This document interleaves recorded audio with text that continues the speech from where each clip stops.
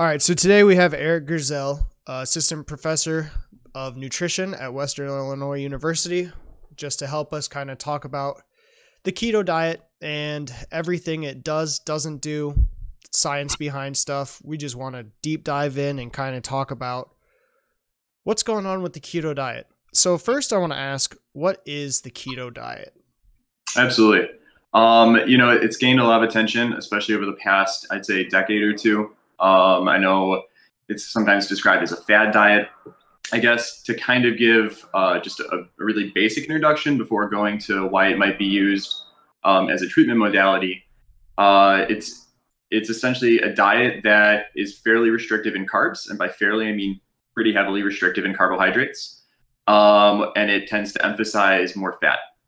And so when we think about the diet, we think of 6 major nutrients that we tend to consume. And so I'll just really quickly go through those: carbohydrates, protein, fat, water, vitamins, and minerals. And when we typically think about diets, either for weight loss, weight gain, or in general, we tend to focus on what we call the macronutrients. And that's not to say that the micronutrients aren't important. They absolutely are. They're essential. You need them. But when we typically are thinking more about weight loss and weight gain, we tend to focus on the macronutrients because that's where we get our energy from. And so that's going to be your carbohydrates, your protein, your fat, and your water. Again, water obviously not having any calories, though it is a macronutrient. And so now we're left with carbs, proteins, and fat. Typically, a normal healthy diet is fairly high in carbohydrates with a pretty substantial amount of protein and fat as well. Okay, so when you say it's fairly high in carbohydrates, what's about the normal breakdown, you would say, for carbohydrates, protein, fat? Like what are you looking for in your diet? If we're basing it off of, we'll say the dietary guidelines of America, that's usually put as a range between 45 and 65% of your calories. So again, your calories are kind of how we quantify energy from food. And so typically the more calories you consume, the more calories your body can store, either in fat or other forms, predominantly fat. And so 45 to 65% of your calorie needs, your energy needs daily, come from carbohydrates. Okay, and that's the norm. What's the keto diet generally?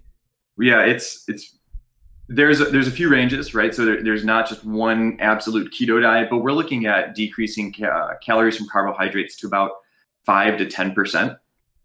Which again, incredibly restrictive. Substantial. That is a substantial loss from the normal daily values that we're given. Oh, absolutely. Absolutely. And again, I think that, even just framing keto as one thing is kind of tough because a lot of people will say, oh, I'm on a ketogenic diet, and they're still consuming 20% calories from carbs. And so I think there's definitely some gray zone there, but typically a lot of the medical related keto diets are definitely more in the context of 5 to 10% of your calories coming from carbohydrates. Yeah, that's low. So with all of that, why did we even start looking at the keto diet? What was the point of taking away that many calories? So this is, the keto diet's been around for a long time, and you'll hear a lot of historical anecdotal evidence about, heavy fat consumption, heavy meat consumption to treat, diabetes before we knew that. But the predominant thing was actually in the early, I believe, 1900s. Quote me on the history here. I'm not the best historian. In the 1920s, it was actually used to treat epilepsy. And so when, especially in children, when there'd be seizures, what we found was that by significantly limiting their carbohydrate intake, at this point, we didn't fully understand it. They had a significant decrease in the total number of seizures. Okay. It really fell out of favor, though, once we did find medications to help treat some of those seizures, though. Right. So is there a reason that you think that it kind of helped with limiting the seizures? Was it the carbs was just making everything crazy? Like how does that work? Especially in today's society, when we're talking about sugar making everything crazy. Yeah, so there's a couple different ideas there. I don't think we fully understand it. And a lot of that is probably related to the fact that seizures, the etiology of them, like the cause of them and what's happening, isn't entirely understood. Right. Though we definitely have a better understanding of them now than we did in the past. One of it's related to energy metabolism. Again, when we think about energy, You heard me use the word calories when we were talking about food, calories being food energy.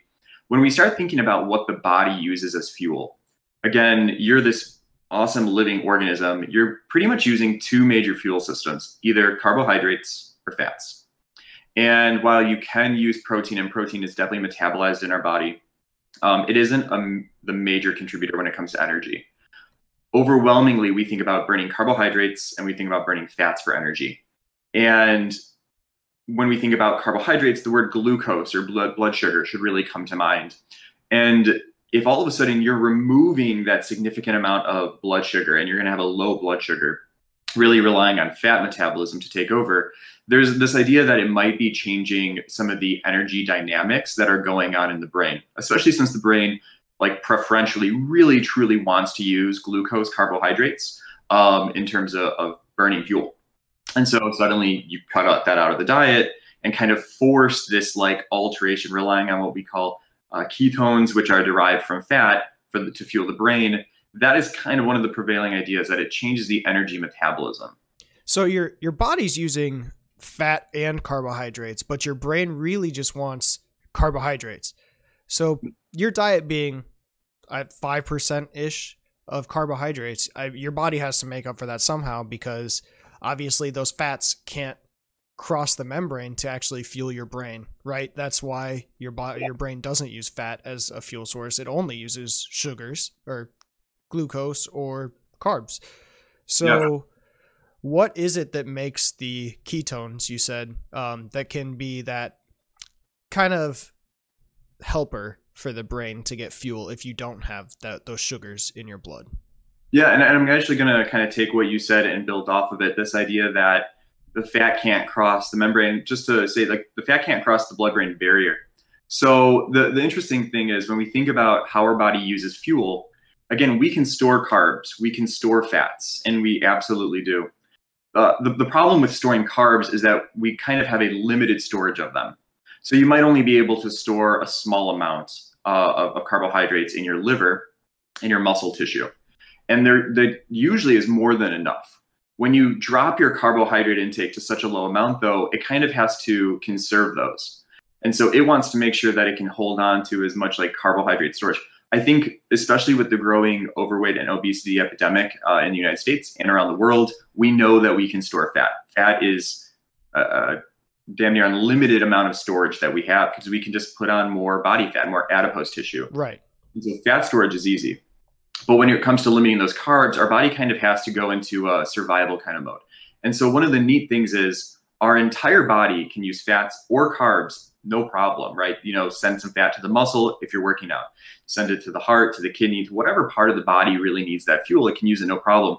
But when we move fat around in the body, we move them in these specialized things called lipoproteins. And those just can't cross the blood-brain barrier as effectively as, a simple glucose molecule. Right. Fat can't just easily go up to the brain and get dropped off. And there's a lot of reasons that we don't want that to happen anyways. But then you're hit with this problem. The whole body can use carbs or fats except for the brain. And it's because the brain just can't access them through those, through the lipoprotein transport in the blood-brain barrier. So our liver helps out here. Our liver effectively takes those fats and says, I got you, breaks them down through these complicated processes called beta oxidation into a molecule that we can then turn into what we call now ketone bodies. And this is really what the whole keto diet is named after. Keto diet being ketones. So we take these fats, break them down in the liver, turn them into big sciencey names, beta hydroxybutyrate, acetoacetate. And these are really, really small molecules that came from fat that can get dumped into the blood, circulate around, and they can actually cross that blood-brain barrier, and they can get taken up by brain tissue. And so it kind of circumvents this thing where, okay, so fat as fat can't go to the brain, but maybe fat, once broken down, turned into ketones, can go to the brain. Right. So, and the ketones don't need those lipoproteins like normal fat, 'cause fat can't just be in your bloodstream going around. That would be terrible. So the fact that these lipoproteins don't actually need to transport the ketones really helps. But with all of those ketones in your body, what kind of like changes can those ketones really make? Like, what are some of the effects of having ketones in your blood to the effect of the keto diet as opposed to a regular person? Because I mean, we all have ketones in our body. It's not like just people on the keto diet have ketones in their blood. That's not how it works. But they just have a lot more than we do, I would say. I think one of the ways to frame this is, and especially even going into like daily fasting, you know, obviously if you go for a period of time without carbohydrates, that could be, you know, a fast. And we do that every day, right? When we go to sleep, you know, you don't eat for 8 hours. We wake up, we eat breakfast, you're breaking your fast. We expect people to kind of always be cycling through their different energy systems. So we know that it's completely fine and normal to go 8, 10, 12 hours without eating. And your body is adapted to kind of deal with those changes. And so, like you said, me and you, anyone who's not on a keto diet, we probably still have detectable amounts of ketones in our body. And so they're going to be really, really small though. So we're not expecting a very high amount of them. Right. When you wake up, you know, after not eating for 8 hours, you are going to see a slight elevation. Really, when we start talking about keto though, we're talking about not just like a slight elevation, we're talking about a magnitude of difference of like 10-fold higher, right? So we go from maybe having, you know, 0.1 to 0.25 nanomolar of these ketones, a really small amount, to all of a sudden like 1 to 2.5, like we're getting much higher elevations of these when people are going longer periods of time chronically without carbohydrates. And to get to your question, because I know I kind of deviated there. No, you're good. This higher amount of ketones can suddenly now have a much larger effect. Okay. So ketones by nature, you know, beta hydroxybutyrate, acetic acid, these compounds are acidic in nature. And so it's not binary, but once you do start hitting these really high levels, they can induce what we call metabolic acidosis. And we tend to see that when you, again, have really, really high levels of ketosis happening in the body. And that's where we might start to get a little bit concerned. Right. And again, I want to preface this and say, we don't have a lot of great research looking at the long-term side effects. And a lot of our concerns are more based in monitoring because we don't actually have a very wide adoption of the keto diet. Right. It is, I mean, you said we started it in like the 1900s to kind of help with epilepsy in children. People have been using it for a while. I know, I mean, even back to medieval times, they called it the sugar fever, I think, was diabetes. Then they were doing low carb back then, but they didn't realize it. They were just eating a lot of meat. So we've gotten kind of the history, what's happening in your body. Why is it called keto? Now we're just gonna, yeah, you touched on research, and I want to kind of get to that. Is what research actually is out there? I know that we've talked about several articles, long-term effects of keto. You said they monitor. What is it they're monitoring? What are we looking at when we're looking at the effects of keto? Yeah, I think, well, part of it right off the first bat is it's a pretty hard diet to stick to. I think when you first introduce keto to someone, and for a lot of, I will say, Americans, myself included, if you tell me that I get to eat eggs and bacon for breakfast and, you know, steak for dinner, we get this idea of low carb and we automatically think like really high protein meat, and hell yeah, sign me up. But the thing is, it's not so much high protein, it's really high fat. It's really trying to limit the carbs, limit the protein to some extent, depending on what keto diet modality you're following, and really focus on the fat side of it. And when you realize that you don't get to drink milk because there's just too much carbohydrates in milk or juice, right? And you have to have heavy cream. People go, you have to drink heavy cream, or your yogurt's not really being based off of milk-based yogurts, but being mixed with egg yolks and, again, heavy cream. Or a lot so basically mayonnaise. That sounds like mayonnaise to me. You know, yes, and it's often sweetened with an artificial sweetener, so you still kind of get some of that sweet sensation, but you can't add real sugar to it because it's so carb restrictive. Right. So it ends up being really hard to follow. A lot of people, especially when they first adopt the diet, might develop steatorrhea. So that's, I think people are pretty familiar with diarrhea, which is watery stool. This steatorrhea is when you have a lot of fat in your stool. And so both of those are problems that someone on a keto diet might face. Okay. really actually led to probably why there's more modified versions of the keto diet that aren't as extreme. But you still tend to see some of these problems. Beyond the tolerance side of it, like I said, the fact that someone might be in metabolic acidosis, I know that there's definitely some long-term monitoring if children are on these diets for their bone development, just to kind of see whether or not and make sure that they're meeting their growth milestones and they're meeting their bone mineral density. Just because whenever you have any systemic, like whole body physiological effect, you want to be monitoring just because you really want to make sure that everything is growing and developing correctly. Right. So in the research that we do have, though, because you mentioned monitoring, what are some of the just like tags that we're trying to monitor? Like, are we monitoring the liver? Are we monitoring your heart? Are we monitoring how your arteries and veins are getting clogged, like your LDL, HDL? Just what are we looking for when we're monitoring? Yeah, we're looking at typical blood panels is a major one that is fairly common. Just because one of the major things that we know associated with such a high fat diet is that you are going to be seeing typically an increase in what we call LDL, which is low density lipoproteins. Like we said earlier, how do you move fat around in the body? These things called lipoproteins. It's no surprise that if your diet is composed primarily of fat, that you're going to see more of these circulating in the blood anyways.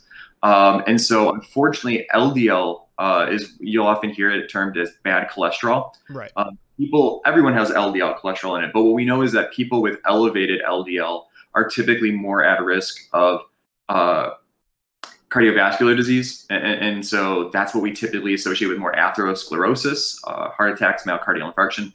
And so I think that there is a big concern of adopting the keto diet because it's such high fat, and it's also with the propensity of increasing LDL cholesterol, quote unquote, bad cholesterol, that it might not be the most suitable for everyone long term, especially with the rates of heart disease we have in the United States. Right. And I mean, that's like the number one killer is heart disease. So you really want to look at preventing that. But this has also been looked at as preventing, or well, not just preventing, but helping to reverse some of the effects of diabetes type 2, correct? Yeah. And again, that kind of goes in the same logic of you're severely restricting carbohydrates. And what is the predominant cause of diabetes? Well, carbohydrates, especially your simple sugars, your refined sugars, which are going to spike your insulin response and are going to spike your blood sugar. So I think a lot of people have turned towards keto saying, well, you're not going to be spiking your blood sugar if you're just not eating sugar, if you're not eating carbs. Right. And so in many ways, we can call this a double-edged sword.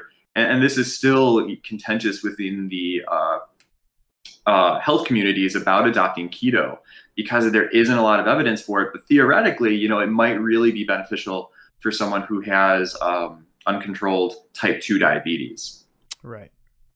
So it helps with diabetes. I mean, there are benefits to the keto diet, and a lot of people, I mean, you just hear there's either people that love it or people that hate it. There's people that swear by it. They're like, oh, it cured my diabetes. I will never say cured. I think that I think that it helped with their diabetes. I think there were other life choices that might have gone into that. I'm never going to say that one thing will cure everything. That to me is just a deep dive into just a can of worms I don't want to get into. But for the long term, is there any research really that we have that says that it's good or bad? Or is it just we're kind of waiting on that research to be done? It's hard to find. What is it? Good or bad for what, I guess? I guess the overall health of a person. Because we know that smoking long term is bad. We know that drinking 6 sodas a day because of the sugar content is bad. Is there research that we can find that really just says, is keto good or bad? Or are we just waiting on that research? I think the jury's still out. And I think that's probably because life is pretty resilient, right? So like humans themselves, right? So like I said earlier, we have these metabolic adaptations that can deal with a fairly diverse diet. And as much as, we know some people can thrive consuming like 80 to 90% of their calories from carbs because they're long endurance athletes, and they're just consuming that many carbs. We also know that the body can thrive under these lower carbohydrate conditions. As with most things, there's probably a happy medium to it. Right. I would say that there is definitely evidence that it can help with weight loss. But in the same token, that's not for everyone. Some people find it too restrictive, and it's not going to be effective for them in terms of their weight loss. Gotcha. And so when you say weight loss, I just want to touch on this too, is it the keto diet that's causing this weight loss, or do you think that it's, in some regards, it could be what we call the calorie deficit? Yeah, I would say it's probably predominantly the calorie deficit, but there is some research to suggest that the reduction in carbs might reduce the total amount of insulin, which might make someone less insulin resistant, which might encourage these subsequent physiological outcomes. Right. Like, overwhelmingly, when we think about weight loss, we are thinking, calories in, calories out. And I know a lot of people kind of hate focusing on that, and they think that it's maybe not the best, maybe psychologically, to focus on these calories in, calories out number, because they're not always absolutely accurate. But I would say that for the most part, like when we're thinking about weight loss, we are trying to reduce the total number of calories. And eating a keto diet is naturally pretty restrictive, right? So you're not eating bread, pasta, corn, fried foods typically, because they're going to be coated in batters, which are flour based. And then getting the low amount of carbs. I've looked at diets, and eating your normal calories of just proteins and fats and cutting carbs out, that's hard. That's difficult. It is. And that's why we see a lot of weight loss with it, aside from like the short-term weight loss. And so in that sense, it lends itself to that. But at the same time, it is so restrictive. It is something that can have quite a bit of side effects when you're doing something that extreme, that for many people, we know that this like yo-yo dieting kind of happens, where they jump to one extreme, they lose some weight, and then they kind of bounce back, and then they weigh more than they did when they first started that diet. And so unless you're really working with, a qualified healthcare provider to kind of help you with this transition and kind of find something that can be maintained long-term, the keto diet is something that can be quite restrictive and end up leading to this yo-yo type dieting. Right. So the calorie deficit plays something, but I want to touch on something else, because you said psychological, and I want to bring that up because I've always thought that dieting, no matter what it is you're doing, if you're trying to be healthier, there's a psychological aspect that kind of comes with that. Just examples of, let's say you're doing the keto diet and you're trying to be healthier, and you have the option to have that extra soda right before you go to bed. You're probably going to think to yourself, well, I don't need that extra sugar, or not sugar, but the diet soda. You don't need that in your body. If you see stairs, you'll take the stairs. Just small things psychologically that you're just going to do because you're trying to be healthier. Yeah, I mean, we see this all the time. And I think that most healthcare providers who, talk to people about weight loss, or, any chronic disease for that matter, because they're so multifactorial. They're not, like you said, typically caused by one thing. They're not going to be treated by one thing. We really need to kind of think about lifestyle interventions. And so while I am on the team, we consume a shit ton of sugar in the country. At the same time, I harken back to conversations I've had when I was in grad school with a buddy of mine who was an exercise physiologist. I always said, man, if people moved more, then we'd be so much better. And I came from the background. And then he would always be like, are you kidding me? If they just put down the Snickers bar and ate an apple, it'd be so much better, because he worked with kids in physical activity. And, I think we're always inclined to try and find one answer. Right. It's typically so much more than that. And so if you can try to find some positive motivators that are going to lead to all these other aspects of your life changing and building a healthier environment around you, that's probably going to do a lot more for you long-term in terms of your success and managing your diet even, than just trying to change any one thing. Right. Absolutely. It's so easy to make a bunch of small changes than to try and make one huge life change that's going to actually affect everything in a health standpoint. And everyone's different. Yeah. And I mean, it's one of those things that, as much as I'm here saying, it's very restrictive, a lot of people might find that they yo-yo diet if they try and do keto. That's not to say though, that there aren't a lot of success cases. Like we said, it does lend itself to reducing carb intake. It does lend itself to potentially consuming fewer calories. And so there are certain people who really thrive on that. And so as long as they're, again, meeting with a healthcare provider who's, going to be able to make sure that they're not, having a micronutrient deficiency while they're doing this, that they're not having some other problem, there are going to be some people who do benefit with it. Absolutely. Yeah. And that's kind of how where we started was, is it good? Is it bad? I don't think that any one person can say one way or the other definitively keto is terrible or keto is the best thing ever, because there's so much variance in every single one of us. I mean, if you have refractory epilepsy and you can't take medication to treat it, I'm absolutely certain that trying keto as a modality might be a really useful thing, and it might be great for you. Right.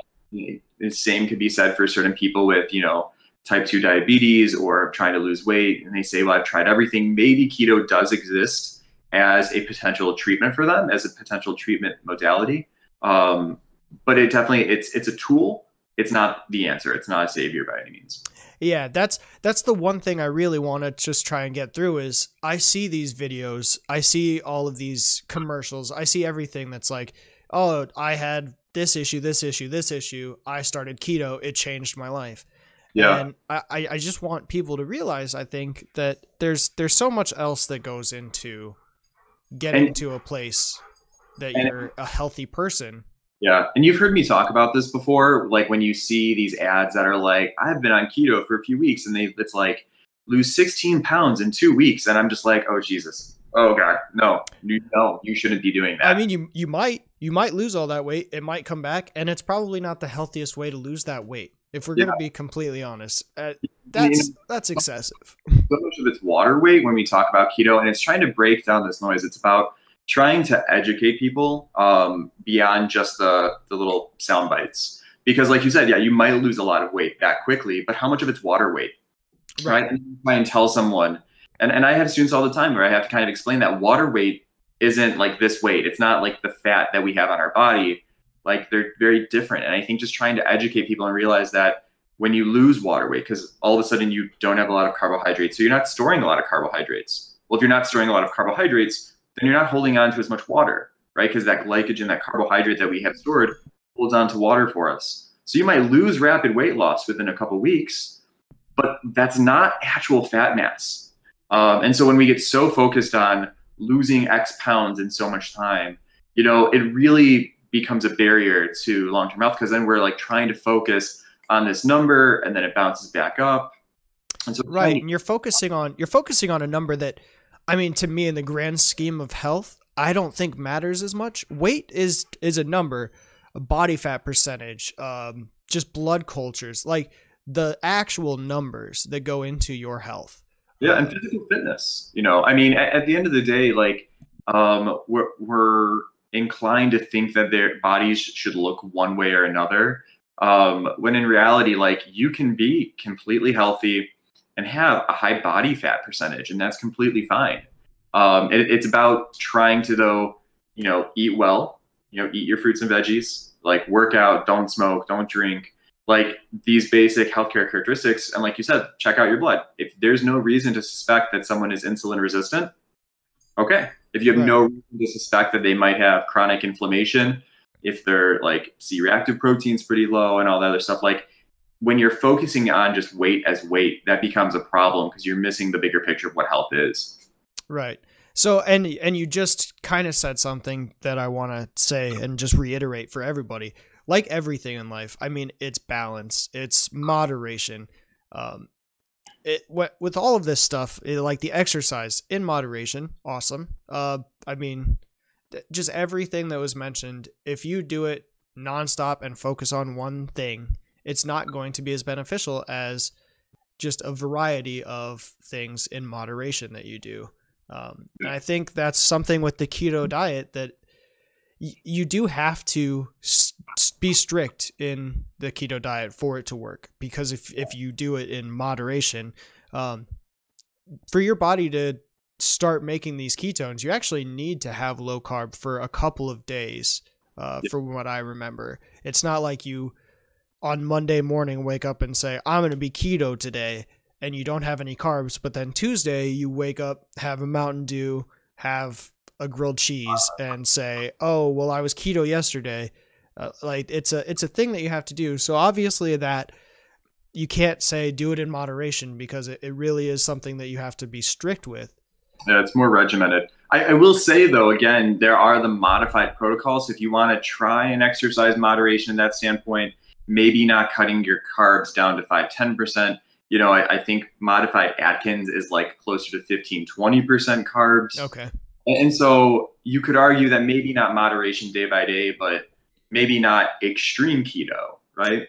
Right. So, you know, one of the concerns, I think, when we talk about, you asked me earlier about, well, what are some things you'd monitor? And I mentioned blood panels. Like, you want to make sure that someone's getting their micronutrients, right? Mm-hmm. Well, Absolutely. if you're eating a severely low carb, you're cutting out a lot of fruits and a lot of vegetables, right? Because fruits are high in sugar. Like, sugar isn't inherently bad. And so if all of a sudden a keto diet really reduces someone's fruit and veggie intake, you know, maybe that isn't the most optimal for many people. So maybe doing something a little bit more modified, where they're cutting carbs down to 20%, where they can, you know, have some more berries, they can have some more apples and bananas and stuff like that. So it isn't as extreme, is probably, if anything, at least safer, right? So again, exercise in moderation, maybe getting slightly ketogenic without being in extreme ketosis. You know, there's a lot of absolutes out there, and there's a lot more gray zone biologically, even though we tend to speak when we talk about diets. Yeah, because I mean, almost any time you see anything with a diet or a commercial or something on just a video, they try and talk like it's an absolute, like this does this will absolutely do this. And it's just, there is so much gray zone when it comes to our bodies and how just they will make it work. I mean, you put stuff in your body, it's going to be like, probably not the best idea, man, but we'll figure it out together. This might be maybe too casual off topic. Have you ever done keto? Have you ever tried it? I have not. It's really hard for me to give up carbs. I love sugar. Understandably so. I will say, and this gets a little bit more to my experimental personality. I like trying fad diets. I feel at least informed enough to recognize it's an experiment. I'm not planning on doing this long term. Right. It's so hard. It is so hard to really follow a 5%, and it's not, you don't feel great. You know, anecdotally, I think they call it the keto flu, for people who are kind of big into keto.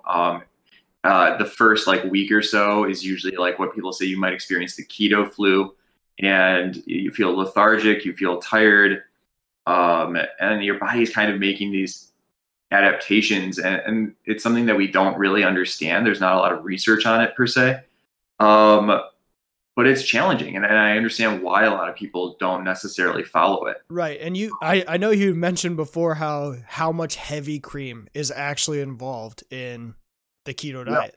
Like, that you don't even think about these things when you're like, oh, keto, just we'll cut out sugar and all of this. There's so much that you consume that you don't even think about. And not to jump all the way back to the beginning with the science, the reason it's so focused on heavy butter or heavy fat is because you can't just say, well, really, really low carb and then as much protein as you want. Because if you were just eating, you know, 50, 60, 70% of your calories from protein, your body can take that protein. And this is kind of one of the more unique things, is we can take that protein and turn it into carbohydrates in the body, some of it. And so, you know, it's not as glamorous as I think people think it is. A lot of people I've talked to, you know, even some of my students will say, oh, I'm keto, and I'll ask what they ate. And they're having diets that are like 50, 60% protein. Right. And I'm like, maybe not as much ketosis is going on as you think it is. Yeah, you'll probably be in the low carb spectrum of the whole diet thing when you talk about that. But actual keto and getting to that point, I mean, because you can't have too many proteins because your body can actually like change that. Yep. I know that we said that we wanted to talk very casually, so we really don't want to get into the really big science words. We just want to keep this whole thing casual. But yeah, it's crazy that your body can actually just say, yeah, no, we're going to change that because we want this for something else. And that's really just, again, I don't know if this is what I've been kind of fixated on over the past couple of years. It's just the resiliency, right? So not just of the human body, but of life in general, right? So we're not all that different from any other animal. You know, we've have a lot of these conserved metabolic pathways that allow us to survive under different conditions. And so, you know, you hear a lot about people who eat a lot of carbs, people who eat low carbs, people who have higher protein, lower protein. You know, it's just a testament that your body can adapt, and trying to play moderation, right? So trying to not force it into extremes and giving it that flexibility that it can thrive off of anyways. Eat carbs, eat protein, eat fat, eat food, right? So like it's what we've been telling people for a long time, and they don't, I don't want to say they don't listen, because I mean, I'm susceptible to that too. But, you know, we tell people eat fruits and veggies, eat fruits and veggies. And we've been saying that for years and people don't. And then we're like, it's crazy. I wonder why we're so unhealthy. And it's like, well, have you been eating food, or have you been eating like deconstructed food products that have been like packaged and sold for you in a new way? Right. Yeah. Yeah. And that's something else that I just thought of, is the amount of sugar that is put in our diets that like, I know I was talking to you about it, that there's like spices out there that you would think, oh, garlic salt, there's not going to be a lot of sugar in this. And it's like the second ingredient on the label. And it's like, okay, well, yeah, this is going to make keto pretty difficult. I can't use spices on anything because there's sugar in it. And it's one of those things that I think is innocuous. And and really this is why probably keto is kind of as popular as it is now, is because we're kind of understanding this appreciation that sugar is in everything. Like evolutionarily, we love sweet, fatty, salty foods, right? And so we've been finding ways over the past several decades to put sugar in everything. And when you think about ketchup, people automatically think tomatoes. Well, people who have studied nutrition, they hear ketchup and they go, sugar. Yeah, there's sugar in that. There's so much. And then people go, well, I don't like sweet things. I don't really eat a lot of sugar. And when they say that, typically what I hear is they don't like cakes and cookies and candies, which is absolutely true. But then they'll be like, oh, and I really like barbecue sauce. And I literally remember laughing when one of the students in my class, they were eating a burger and fries, and they looked at how many calories were in just the sauce dipping packet. And they're like, what the, like, how is there this much and this many calories in just the dipping sauce packet? Yeah. And I was like, it's sugar, it's barbecue sauce. Like, we love the taste, the sensation of sugar. And so it's no surprise that we put it in a lot of food. And so keto comes around and kind of gets a bit of a cult following. And I get questions about it every year. And why is that? Well, people are realizing that we're eating a lot of sugar. Sugar is in everything. And now all of a sudden sugar is demonized. Right.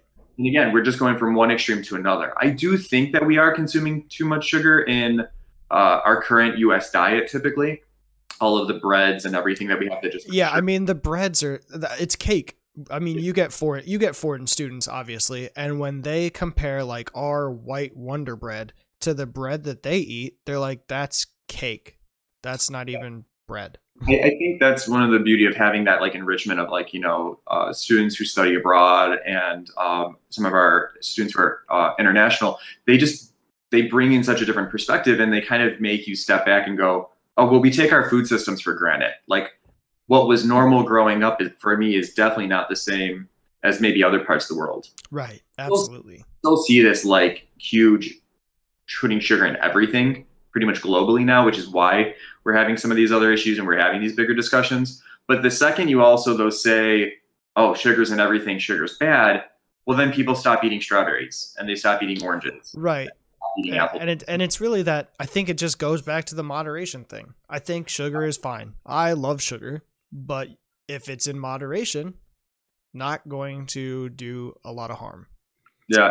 And it's hard not though too, right? Because we get in the habit of, well, I have my grocery list and I buy the same things every week, and you have a food environment that is very conducive to high sugar, you probably don't even realize you're eating as much sugar as you are. Right. Yeah, and that's kind of part of the problem. But thankfully, they did change the nutrition labels. That starts going into effect really soon, if it hasn't already. Correct? That there has to be the total added sugars.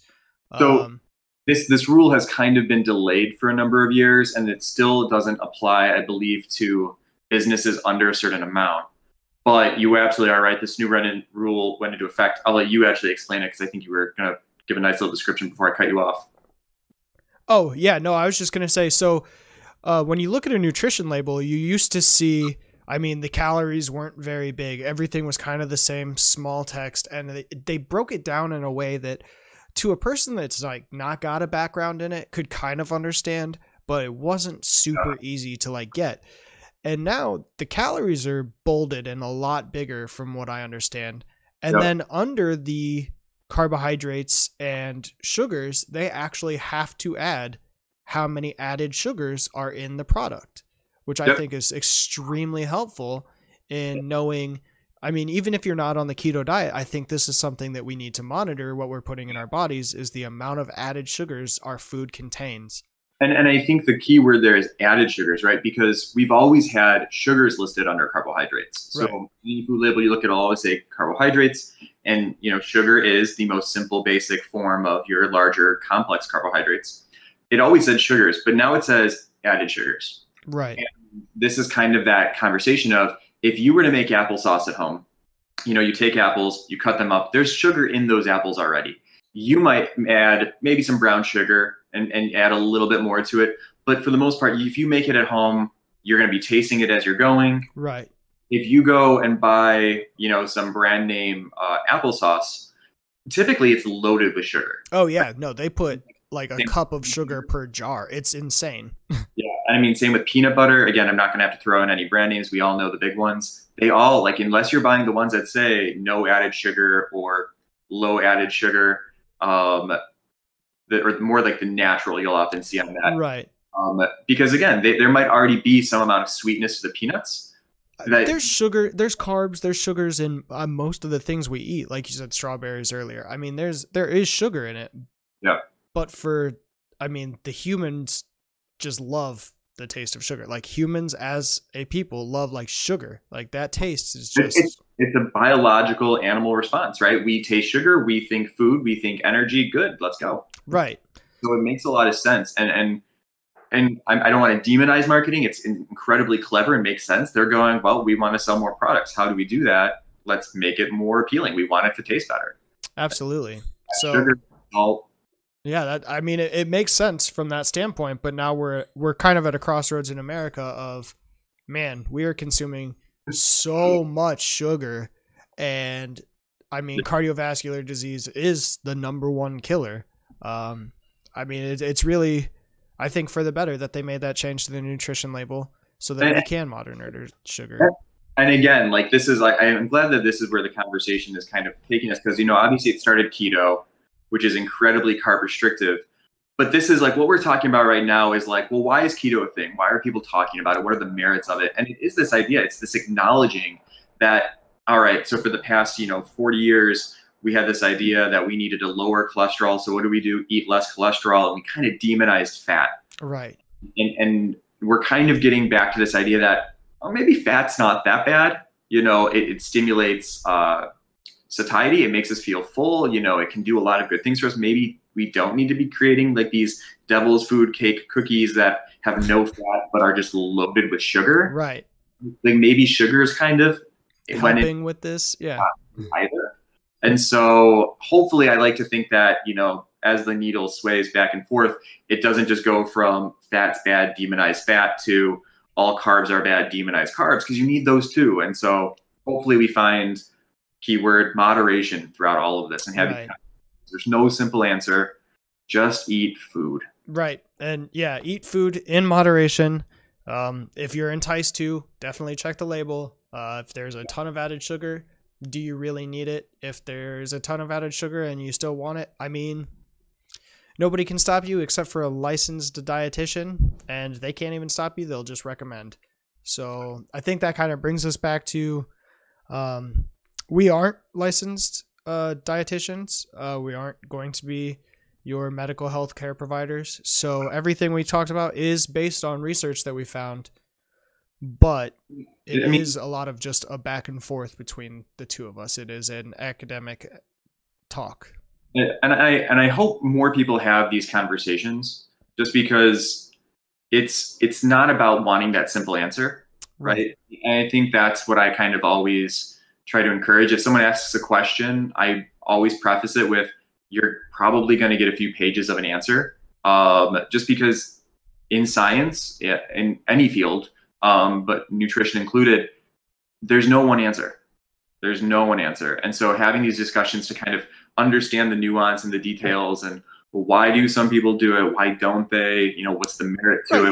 You just want a better understanding of what something is, especially if you're considering doing this. I mean, I think that the best advice that you can give somebody that's about to start a fad diet, that's about to start exercising, that's about to start doing anything that would be considered a life change, is do some research. Try and figure out what it is you're actually doing, what it is you're actually trying to accomplish, and if that is going to get you there. And when it's research, don't read the first 3 blogs that are already promoting it, right? So try and figure out, why would people be for it, but also why would they be against it? Because that's going to give you better research, right? You're not just trying to find the convenient answer that already confirms what you want it to believe. Well, absolutely. Always verify your articles. I know that there are several topics that we could talk about that I don't want to get into, but I know for a fact that there is one that there was research done for a sports drink, but the research was funded by the sports drink. So obviously the research is going to come back just completely positive. This thing is a godsend. Like, they're not going to publish negative stuff on this that they're funded by the actual company. So, I mean, you just have to be careful about the first findings that you get. Scientific literacy is important, right? It's, finding out what is a peer-reviewed journal, what's the rigor of them being able to publish that, do they disclose their funding? All of that's important, because again, like you said, if it's funded by a company, that doesn't automatically dismiss it. It could be phenomenal science, but do they disclose who funded that research? Because you need to take that into consideration. Absolutely. And we see more and more private funding as we have less government funding for a lot of biomedical research, nutrition included. And so it's no surprise that you have a lot of these private companies trying to do and promote research. But as long as it's being disclosed, all the financial conflicts of interest, it's having your average Joe or Jane, expecting them to have all that is challenging. So really try to find reputable sources. And if you don't, again, like you said earlier, talk to your healthcare provider. Yeah, absolutely. Always. I mean, that's something we can't stress enough, is talk to your healthcare provider. They know your body pretty well, or they should. So I think that's a good place to end on. I mean, is there anything else you want to add? When in doubt, talk to an expert. Who would have thought? Yeah, exactly. Advice for 2020. But all right. Well, Eric, thanks for coming on today.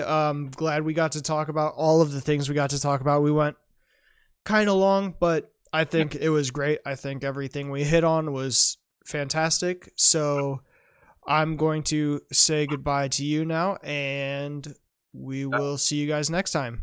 Good chatting. See you.